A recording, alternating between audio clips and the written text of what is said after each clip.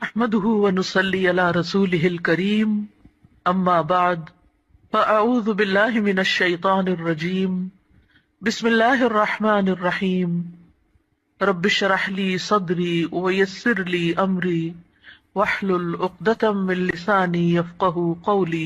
اللہ تعالیٰ نے انسان کو جن بڑی بڑی نعمتوں سے نوازا ہے ان میں سے ایک نعمت اولاد کی نعمت ہے۔ قرآن حکیم میں اولاد کی ولادت کا ذکر ایک خوشخبری کے طور پر کیا گیا ہے۔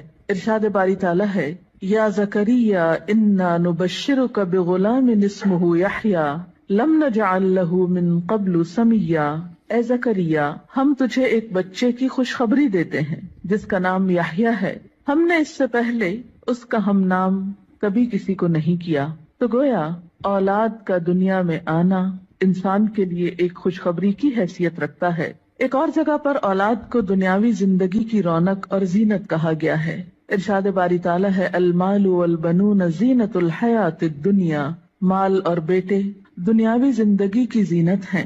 اسی طرح انسان کے لیے اولاد ایک مددگار اور ایک بہترین غمخار کی حیثیت بھی رکھتی ہے۔ اولاد سے انسان کی بہت سی توقعات بھی وابستہ ہوتی ہیں، لیکن اولاد والدین پر سب سے بڑا حق جو رکھتی ہے وہ تربیت کا حق ہے۔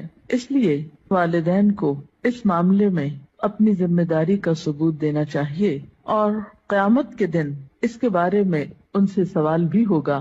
قرآن پاک میں اللہ سبحانہ وتعالیٰ فرماتے ہیں، یا ایھا الذین آمنوا قوا انفسکم واہلیکم نارا، اے لوگو جو ایمان لائے ہو اپنے آپ کو اور اپنے گھر والوں کو آگ سے بچاؤ۔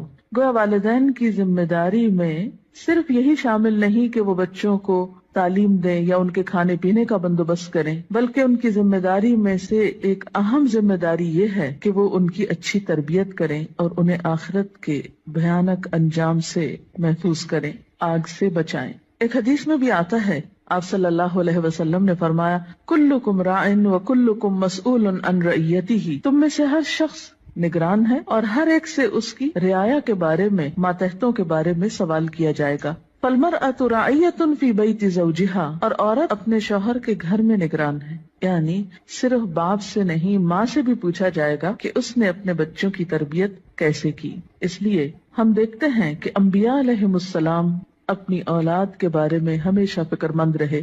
حضرت ابراہیم علیہ السلام اپنے ساتھ اپنی اولاد کے لیے بھی دعائیں مانگتے ہیں، رب اجعلنی مقیم الصلاۃ ومن ذریتی، اے اللہ مجھے نماز قائم کرنے والا بنا اور میری اولاد میں سے بھی۔ حضرت یعقوب علیہ السلام کے بارے میں آتا ہے کہ جب انہیں موت آئی تو اس وقت انہوں نے اپنے بچوں کو بلا کر کچھ پوچھا۔ قرآن پاک میں آتا ہے، ام کنتم شہداء اذ حضر یعقوب الموت اذ قال لبنیہ ما تعبدون من بعدی، کیا تم لوگ اس وقت حاضر تھے جب یعقوب علیہ السلام کے پاس موت حاضر ہوئی تو انہوں نے اپنی اولاد کو کہا کہ میرے بعد تم کس کی عبادت کرو گے؟ انہیں اس بات کا فکر نہیں تھا کہ وہ کھائیں گے کہاں سے یا رہیں گے کہاں پر، انہیں فکر یہ تھا کہ میرے بعد ان کی عبادت اور ان کی دین پر چلنے کی حالت کیسے ہوگی۔ اس لیے والدین کے ذمہ یہ بہت اہم کام ہے کہ وہ اپنے بچوں کی آخرت کی فکر کریں۔ اس لیے بچے کی تربیت کا اہتمام اس کی پیدائش کے ساتھ ہی بلکہ اس سے پہلے ہی شروع کر دینا چاہیے۔ بچہ جب ماں کے پیٹ میں ہوتا ہے تو اس وقت وہ ماں کے خیالات اور ماں کی عادات سے متاثر ہو رہا ہوتا ہے۔ اس موقع پر والدین کو خاص طور پر نیک اولاد کے لیے دعا کرنی چاہیے، جیسا کہ قرآن پاک میں آتا ہے، رب ہب لی من لدنک ذریۃ طیبہ، اے میرے رب مجھے اپنے پاس سے پاکیزہ اولاد عطا کر۔ پھر اسی طرح بچے کی پیدائش پر خواہ وہ لڑکی ہو یا لڑکا خوشی کا اظہار کرنا چاہیے، اللہ تعالیٰ کا شکر ادا کرنا چاہیے، اس نعمت کو اچھی طرح قبول کرنا چاہیے تاکہ پھر اس کی صحیح طور پر قدردانی ہو سکے۔ احادیث مبارکہ سے ہمیں کچھ اور باتیں بھی پتہ چلتی ہیں کہ جب بچہ پیدا ہو تو اس کے کان میں آذان دی جائے، گویا پیدائش کے بعد سب سے پہلے اس کو اللہ کا نام سنایا جائے، اس کے سامنے اللہ کی عظمت کا اظہار کیا جائے۔ اسی طرح نبی صلی اللہ علیہ وسلم کی سنت سے ہمیں بچوں کی تہنیک کرنے کا بھی پتہ چلتا ہے۔ تہنیک سے مراد یہ ہے کہ کھجور چبا کر بچے کے تالو پر لگائی جائے، کیونکہ بچہ سب سے پہلی خوراک جو اپنے منہ میں لے کر جاتا ہے اس میں بھی خوراک دینے والے کی شخصیت اور عادات کے اثرات منتقل ہوتے ہیں۔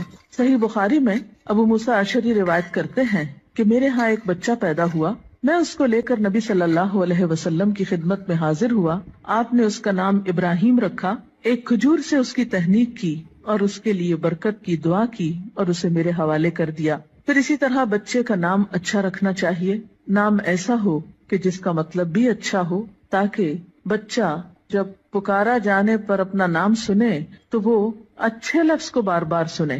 ایسا نام نہیں رکھنا چاہیے کہ جس کا پروننسیشن، تلفظ یا معنی اچھا نہ ہو. اسی طرح نومولود یعنی نئے نوزائیدہ بچے کے بارے میں یہ حکم بھی دیا گیا ہے کہ ان کے ولادت کے 7ویں دن ان کے بال منڈائے جائیں. بعض حکماء نے اس کی یا اطباء نے اس کی حکمت یہ بیان کی ہے کہ سر مڑنے سے سر کے مسامات کھلتے ہیں، نگاہ، سماعت اور سونگنے کی قوت کو فائدہ پہنچتا ہے. اسی طرح سنت میں ہمیں بچوں کا عقیقہ کرنے کے بارے میں بھی تعلیمات ملتی ہیں. عقیقہ کرنے میں ایک حکمت یہ ہے کہ انسان اپنے رشتہ داروں کو، غریبوں کو، ہمسایوں کو اس خوشی میں شریک کرتا ہے. اس موقع پر ان کے لیے گوشت بھجواتا ہے، یعنی عقیقے کے جو بکرے ہیں ان میں سے. پھر اسی طرح بچپن ہی سے بچوں کے ساتھ محبت اور شفقت کے ساتھ پیش آنے کا حکم ہے. بچہ صرف غذا کا ہی محتاج نہیں ہوتا، محبت و شفقت اور کیئر کا محتاج بھی ہوتا ہے. نبی صلی اللہ علیہ وسلم کا ارشاد ہے، جو ہمارے بچوں پہ شفقت نہ کرے اور ہمارے بڑوں کی عزت نہ کرے وہ ہم میں سے نہیں. پھر آپ دیکھیے کہ تربیت میں صرف محبت و شفقت ہی کافی نہیں ہوتی، بلکہ اس کے ساتھ ساتھ بچوں کو ڈسپلن سکھانا بھی بے حد ضروری ہوتا ہے. پھر یہ ہے کہ بچوں کی تربیت کے مختلف پہلو ہیں. ان کی تربیت میں ان کی ایمانی تربیت، اخلاقی تربیت، جسمانی تربیت، عقلی تربیت، نفسیاتی